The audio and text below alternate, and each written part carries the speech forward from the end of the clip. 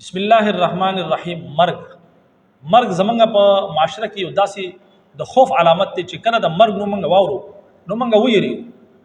او ډیر خلک داسې دي چې هغه د مرګ د ډر او د خوف په وجه باندې هغه د ډیپریشن شکار شي،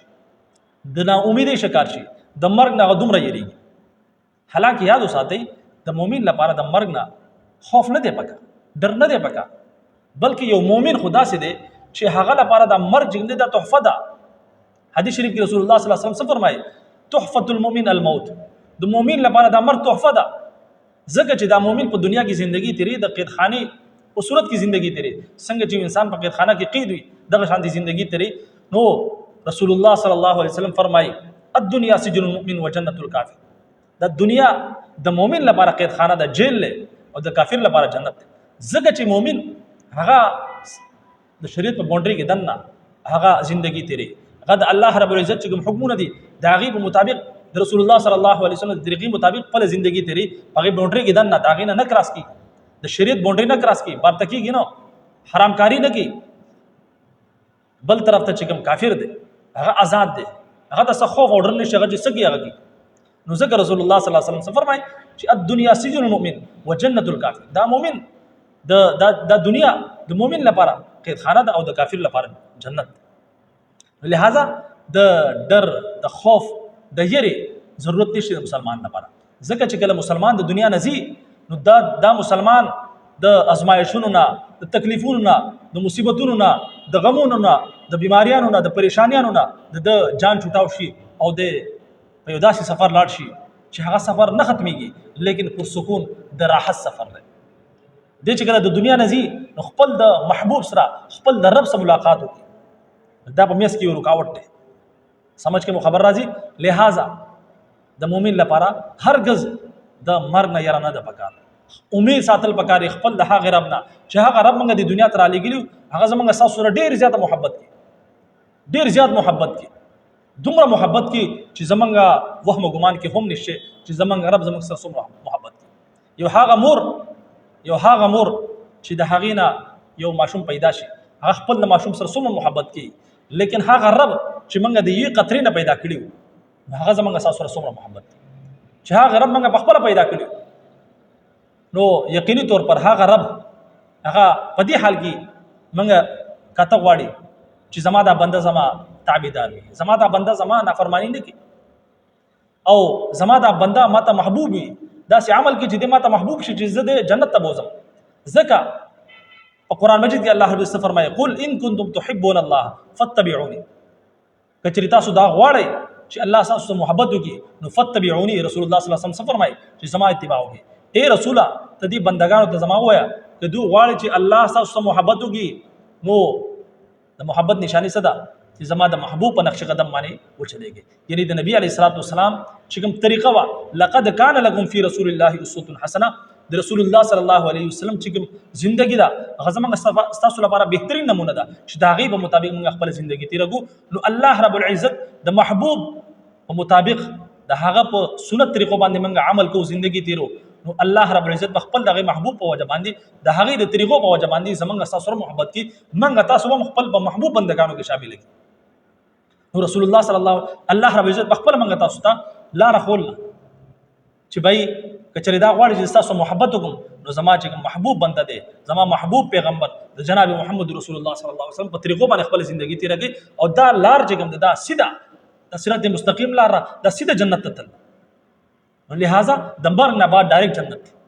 د مرګ نه بعد تاسو لپاره څه قسم لا مشکلات نشته، بلکې مشکلات په دنیا کې ختم شو، تاسو د مشکلاتو نه جان جوړاو شو، د مصیبتونو نه، د غمونو نه، د پریشانیانو نه، د بیماریانو نه جان جوړاو شو، او اوس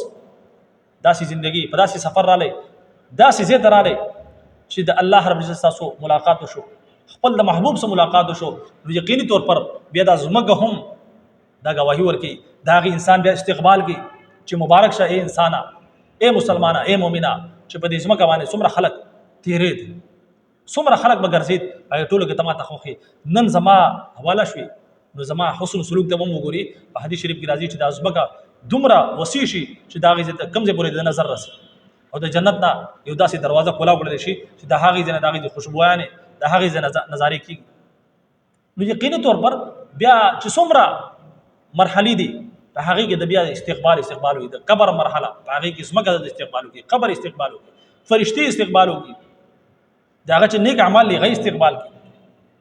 او بیا دغه شان چې څومره منزلونه په هغې کې بیا اساني وي، د دې بیا اکرام وي، استقبال وي، میدان حشر کې هم د استقبال وي، میدان حشر کې هم د الله رب العزت په بدله پروتوکول ورکړي، خپل د عرش په سوري دراندې بدله ځای ورکړي. نو بهرحال ډېر خلک داسې دي چې هغه یریږي د مرګ نه، د مؤمن لپاره پکار نه چې هغه د مرګ نه ویریږي، ځکه چې مؤمن لپاره خدا تحفه ده، او په دغه صورت کې تحفه ده چې موږ د مرګ نه مخکې د مرګ تیاری وکړو، خپل رب راضي کړو. ځکه نبی علیه الصلاة والسلام فرمایي چې الکیس من دان نفسه وعمل لما بعد الموت، په تاسو کې عقلمند انسان هغه دی چې هغه د مرګ نه مخکې د مرګ تیاری وکړي. لہذا د مرګ تیاری څه ده چې د الله رب العزت حکمونه د نبی علیه الصلاة والسلام د سنت طریقو مطابق هغه پوره کول والا جوړ شو، او چې کوم د الله حقوق دي هغه پوره کول والا جوړ شو، او دغه شان چې کوم د بندگانو حقوق دي، د انسانانو حقوق دي، د مور پلار، د بال بچو، د ښځو، او دغه شانتي د رشتہ دارانو چې څومره ګاونډیان دي د هغوی حقوق ادا کول والا جوړ شو، او دغه شانتي د الله رب العزت حقوق یعنی مونځ شو، روزه، زکات، حج، چې څومره احکامات دي چې کوم شیزونه الله رب العزت موږ رکا کړي د زنا نه، د بدکارۍ نه، د چغلۍ نه، د جبې حفاظت، دغه شانتي خپل د شرمګاه حفاظت، خپل د سترګو حفاظت، خپل د ذات نه بل انسان ته تکلیف رسول یا د الله رب العزت نافرمانی کول، د دې نه موږ خپل ځان بچ کو څه مشکله نه ده، ښه آسان عمل دی چې موږ ځان د ګناهونو بچ کو، نو یقیني طور پر په دنیا کې موږ پر سکون زموږ زندگی پر سکون وي، د سکون زندگی په دنیا کې او په آخرت کې هم همیشه لپاره بیا د مرګ نه بعد ظاهره خبره د مرګ بیا دغه انسان لپاره دغه مؤمن لپاره تحفه ده، دا یو خوشخبری ده د هغه مؤمن لپاره چې هغه د دنیا نه لاړ شي، د دې مصائبو نه بیا لاړ شي، او د همیشه په سفر باندې یو داسې سفر چې کامیاب سفر دی، د سکون سفر دی، د کامیابی سفر دی. بهرحال ډېر کسان داسې چې هغه بعض کسان داسې چې یار زه د مرګ نه یېرېږم، د مرګ نه دومره یېرېږم چې ډپریشن ته تللی یم، نو د مؤمن لپاره دا پکار نه ده چې هغه د خپل رب نه چې هغه د خور، د مور، د پلار، د ټولو نه زیات چې کوم دی هغه د دې انسان سره محبت کوي، د هغې رب نه ته نه مایوسه کېږي، نه امیده کېږي، نه امیدي کفر دی، موږ خپل د رب نه نه امیده کېږو، بلکې خپل د رب نه به امید ساتو ان شاء الله تعالی. ظاهره خبره ده زمونږ اعمال ورې داسې نه دي چې په دې باندې موږ جنت ته لاړ شو، که چېرې موږ پوره زندګي په عبادت کې تېره کړو، په سر په سجده کې پروت وي، نو بیا موږ د الله رب العزت خپل د هغې عمل په ذریعه باندې جنت ته نه شو تللی، بیا به هم د الله رب العزت په رحمت سره جنت ته ځو ان شاء الله تعالی. د الله نه به ګورې نه امیده کېږو، ځکه الله رب العزت په قرآن مجید کې څه فرمایي؟ لا تقنطوا من رحمت الله، ته الله رب العزت د رحمت نه مه مایوسه کېږه، ان الله یغفر الذنوب جميعا، بېشک الله رب العزت چې ستاسو څومره ګناهونه دي هغه ټول معاف کوونکی دی. وی په حدیث شریف کې راځي یو انسان دومره ګناهونه وکړي چې د اسمانه پورې ورسي، او انسان یو ځل وایي ای زما ربه زما توبه، نو الله رب العزت ټول ګناهونه په یو توبې سره معاف کړي. دومره غفور رحیم ذات دی، د هغه نه تاسو نه امیده کېږئ. لہذا خپل د زندګۍ نه امیدي وباسئ او په هغې رب باندې ځان واړوئ، د هغې رب تابعدار شئ، د هغې رب چې کوم پیغمبر دی د هغه په سنت طریقو باندې خپل زندگی تیره کړئ، ان شاء الله تعالی دومره پر سکون زندگی په دې دنیا کې هم سکون او په آخرت کې هم همیشه لپاره سکون دی. لہذا چې څومره مسلمانان دي هغو ته به د دې پیغام په ذریعه باندې یو غټ سبق ملاو شوی. الله رب العزت ته دعا ده چې الله رب العزت د مرګ نه مخکې د مرګ د تیاری کولو توفیق راکړي. اجازت راکړئ. السلام علیکم ورحمۃ اللہ وبرکاتہ.